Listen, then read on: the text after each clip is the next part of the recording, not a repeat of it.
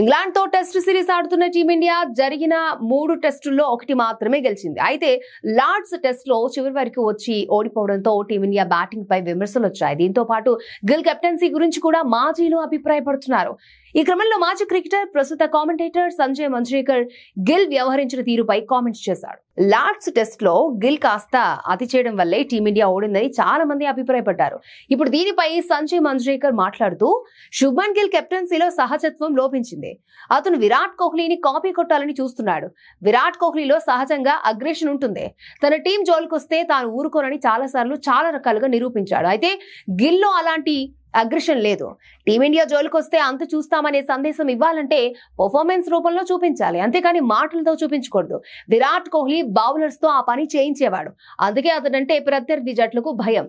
ఇక నీకంటూ ఒక వ్యక్తిత్వం ఉంది, దాన్ని వాడి మ్యాచ్లు ఎలా గెలవాలి అనేది నేర్చుకో, అంతేకాని విరాట్ కోహ్లీలా అవ్వాలని చూడకు అంటూ కామెంట్ చేశాడు.